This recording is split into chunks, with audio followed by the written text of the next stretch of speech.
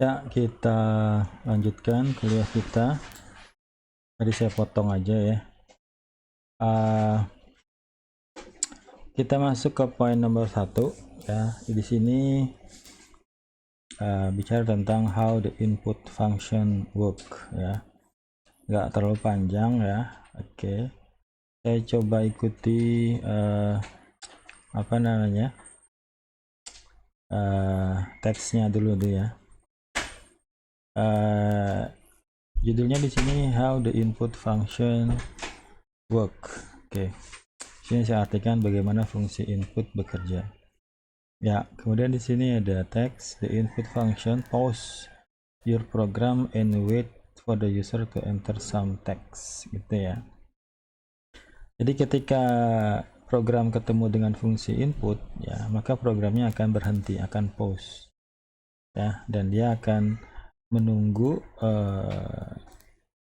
apa namanya, user mengenterkan some text. Oke. Once Python receive the user input, it's assigned that input a variable to make it convenient for you to work with ya. Jadi di sini singkat padat ya. Di sini dikatakan pertama, fungsi input akan menghentikan program, mempause ya, dan menunggu pengguna memasukkan beberapa teks. Menunggu pengguna memasukkan some text ya. Mungkin konteksnya bukan beberapa ya, masukkan teks gitu ya. Setelah Python menerima input pengguna, ia akan memberikan input itu ke variabel ya, untuk membuatnya nyaman bagi Anda untuk bekerja dengannya.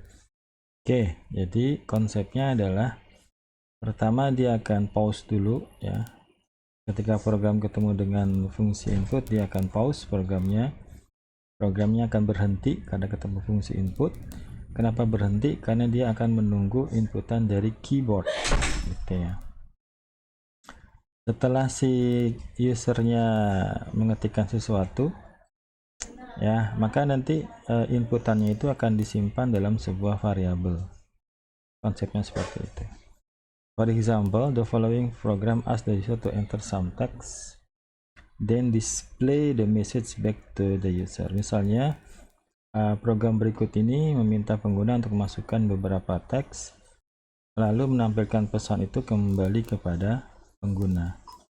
Ya, jadi kalau ini saya tuliskan lagi ya, kita bikin sebuah variabel di sini, nggak harus message ya, seperti ini message, atau kita kasih nama pesan lah, kita kasih nama pesan. Nah, ini baru kita ketemu sama fungsi yang namanya input ya, fungsi namanya input, ini fungsinya.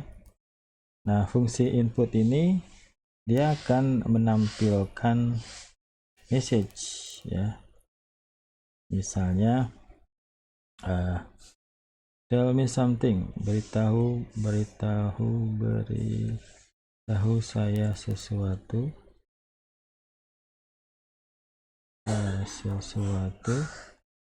dan saya I will repeat it back to you, dan saya akan menampilkannya kembali gitu ya, kembali kepada Anda gitu ya. Nah, dari sini, dari fungsi di sini saja, di sini pertama ini fungsinya, yang kedua ini adalah yang akan ditampilkan, yang akan dibaca oleh user ya, dan dia akan berhenti di sini, programnya akan berhenti di sini ya. Nah, programnya user akan mengetikkan sesuatu ya.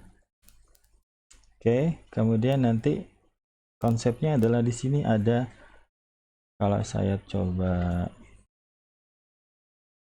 saya ambil di sini ya, saya coba ambil pesannya di sini, saya taruh di sini misalnya ya.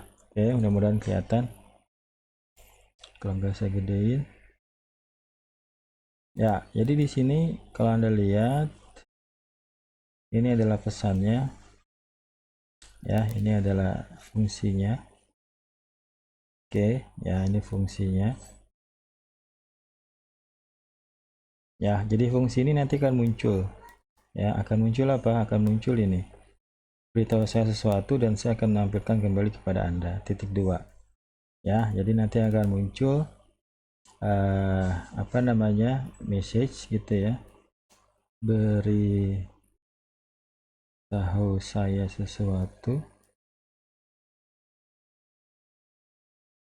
dan saya menampilkannya kembali kepada Anda gitu ya. Dan selanjutnya titik 2. Nah, dia akan berhenti di sini, akan pause di sini ya. Menunggu apa? Menunggu inputan dari user ya. Jadi Anda akan apa namanya? Mengetikkan sesuatu ya. Ada keyboard ya. Ada keyboard activity, mengetikkan sesuatu. Nah, yang diketikkan nanti itu akan disimpan.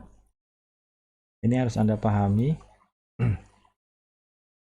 Ya, jadi yang diketikkan nanti itu akan disimpan. Disimpannya di mana? Di sini. Di pesan. Jadi pesan ya itu akan menyimpan yang diketikkan oleh user tadi ya. Jadi pesannya akan disimpan di pesan variabel sini. Ya gitu. Kok bisa Pak ya? Karena di sini. Ya ini adalah outputnya. Output dari input ini akan disimpan dalam pesan. Coba kita praktekkan. Oke, nah di sini kalau saya di sini contohnya langsung print message ya. Di sini misalnya ini saya run. Ketika saya run ya, walaupun ini satu ya. Walaupun ini satu, kalau saya tambahkan di sini print kemudian pesan seperti ini. Ini kan ada dua perintah ya. Tapi dia akan berhenti di sini dulu ya. Oke, jadi kalau kita run seperti ini, nah ini akan muncul seperti ini. Dia akan berhenti di sini ya, menunggu inputan dari user. Beritahu saya sesuatu dan saya akan menampilkannya kembali kepada Anda. Ya, oke, misalnya apa? Masa pandemi ya, semua jaga kesehatan misalnya ya. Nah, ini walaupun ini kan menjadi satu apa namanya? Ini akan dianggap sebagai string ya. Yang dituliskan semua ini dianggapnya sebagai string. Itu ya. Jadi kemudian disimpannya di mana? Disimpannya dalam pesan. Kalau kita enter, nanti kita print message-nya di sini ya. Sorry, bukan message, pesan ya.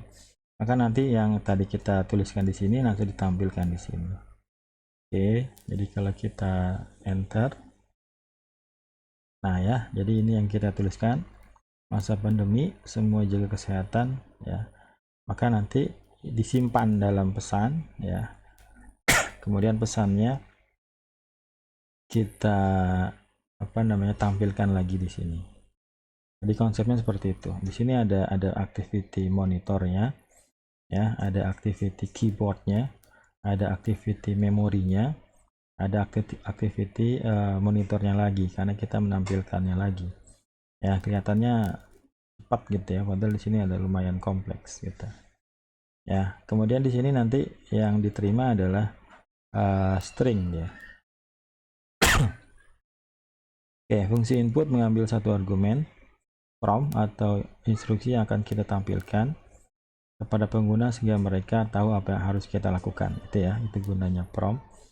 Dalam contoh ini, ketika kita menjalankan baris pertama, pengguna melihat perintah tell me something and I will repeat it back to you. Yang ini ya.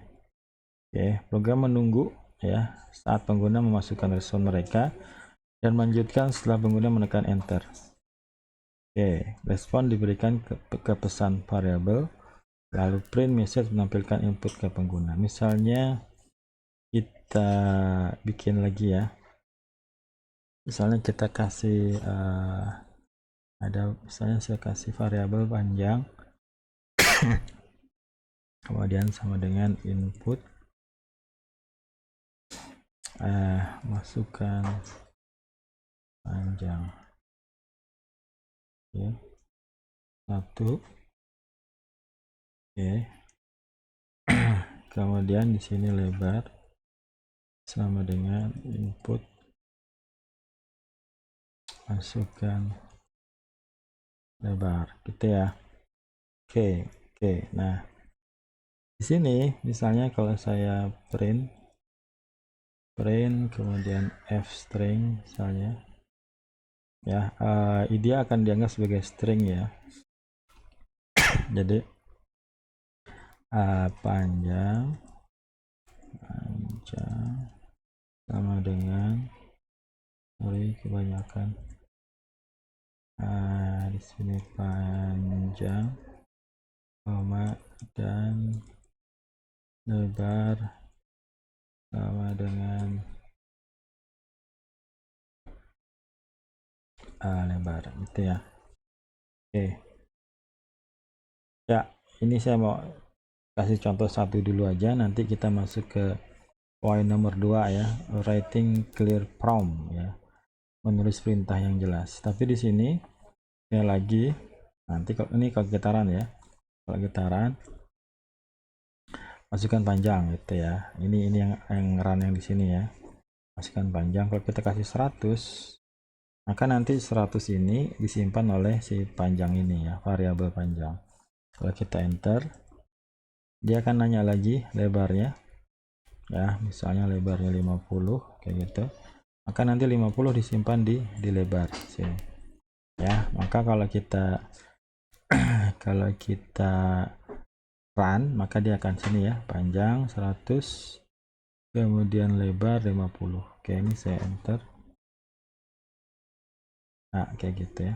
Oke, konsepnya seperti itu ya. Jadi nanti Anda bisa kalian coba